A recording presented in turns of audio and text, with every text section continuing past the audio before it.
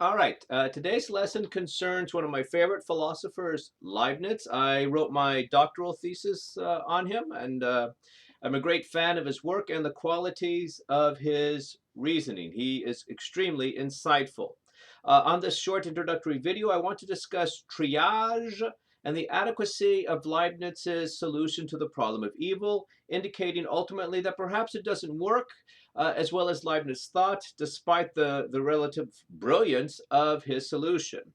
Now, the triage scenario, we're going to discuss the idea that God, despite being all powerful, has a particular will that does not come to pass. And that may seem directly contradictory. So let me give you an image that I think was guiding Leibniz a bit in his discussion, and this will also be discussed in the notes.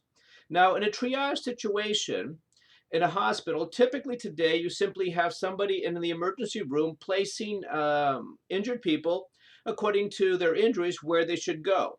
But in a military context, triage can be much more robust.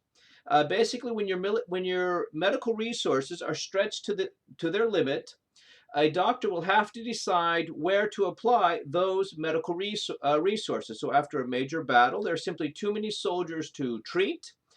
Some of them will just have to stay in pain, but they'll be all right, and they'll simply be put aside.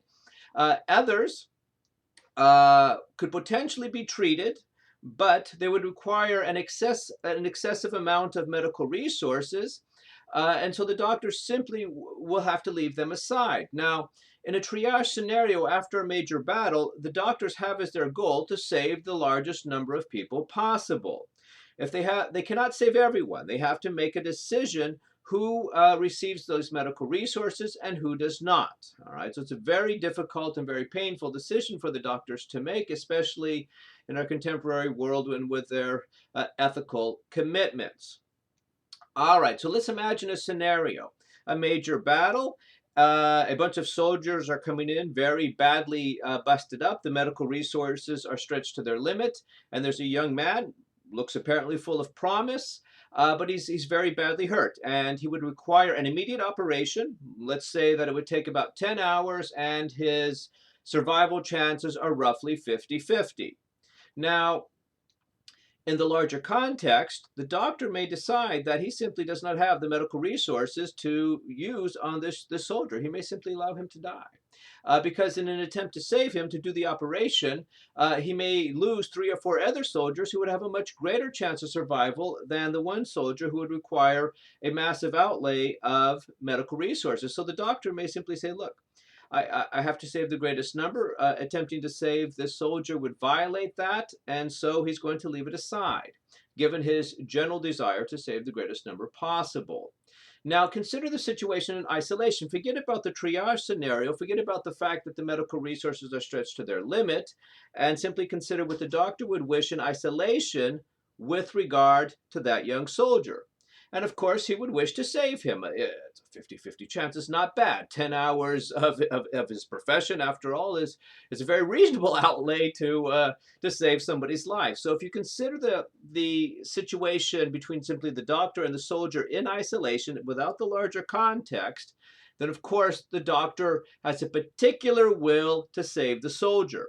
But given his general will to save the greatest number possible, he's not going to act on that particular will in the scenario I described. So notice how this general will can be in disagreement with the particular will, and how sometimes the particular will not be acted upon. Leibniz's solution to the problem of evil is basically following a model that is very similar to this sort of triage scenario.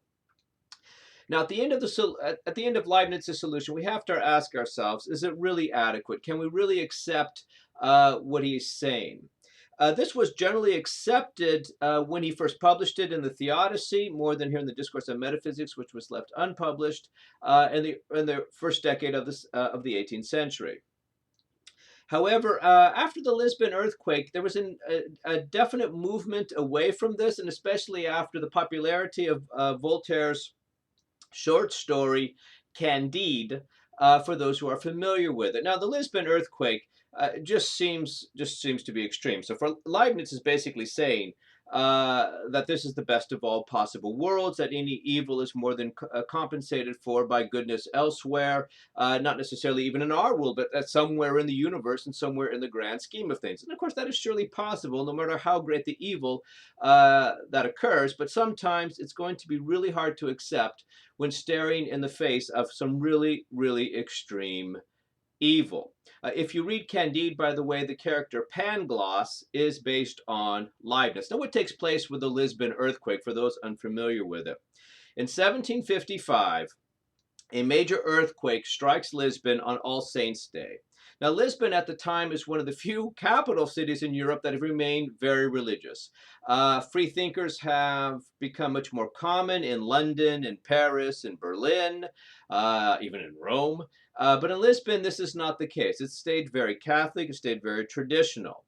So it's not striking, the earthquake is not falling upon the sinners, as it were, it's falling upon perhaps the most pious people of Europe. Now, All Saints' Day, November 1st, is a major Catholic holiday, and that is when the earthquake strikes in the morning. All Catholics in Catholic countries, especially ones that are still quite pious, would be in church on the morning of All Saints' Day. So all the inhabitants of Lisbon were in church, almost all were in church on that particular morning. When the earthquake struck. Now, this had a terrible effect. It was a very powerful earthquake, well over 8 on the Richter scale, of a strength that would still flatten American cities, for the record. And the naves of the roofs simply collapsed upon the people within the churches, crushing them to death. Women, children, of course, being suffering massive casualties as these great roofs simply collapsed upon them. Now, the few people who weren't in church were actually preparing for the feast after the church, and this is a lovely tradition in the Iberian Peninsula where they will basically cook a whole calf together over an open spit. So you had all of these open fires throughout the city preparing for the feast after the church services, again, part of this holiday that would take place. Now, all these open fires, this is very unusual to have these, they got out of control and they quickly set the city aflame. So you had fires burning up the city all over the place pretty much at the same time. Again, because of the holiday nature of the festival. So those who were not crushed immediately by the collapsing roofs of the churches had to get out of the flames. Well, not to worry. Well, yes, to worry. Many of them perished in the flames as well. But they are on the river Tagus. Now, Lisbon today actually goes all the way to the coast, but at the time it was a few miles from the coast still. It hadn't grown to the extent that it has today. But it's on the river Tagus, the major river in Spain. So what the inhabitants did is they fled from their burning city into the river to escape the flames. Reasonable sort of choice, get to water. But when they get to the Tagus River, they find something amazing. There's no water in the Tagus. The water's gone, just disappeared. And they had just enough time to collect a large number of the survivors up until that point into the riverbed, wondering what happened to the river when, you may have guessed it, the tsunami hits. Essentially, just as it happened a few years ago in Asia. Essentially, the earthquake had created a tsunami wave. It had swept, first of all, the water out to a great distance, and then it comes crashing back. And a lot of the survivors up until that point are wiped out in a flood. It seems incredibly cruel the way this took place. Any other day of the year, or later in the day, the number of people who would perish would be much less. This triple combination of earthquakes with the naves collapsing upon people, the fires throughout the city, and then the tsunami wiping out the survivors, made this one of the real tragedies of the 18th century. Now, after Voltaire tells of this historical event, and he tells of this event in his short story Candide, you then have the character Pangloss, representing Leibniz, say, yes, yes, but this is part of the best of all possible worlds. It rings hollow. So don't underestimate the problem of evil. Not just human-caused evil, but natural evil. There is some extreme natural evil in the world, some of which has nothing to do with human beings, nothing to do with human free will, that is really hard to account for on any model that holds that God is omniscient, omnipotent, and benevolent. All right. Enjoy coming to understand Leibniz's solution in evil on paragraphs 1 to 7 of the Discourse on Metaphysics.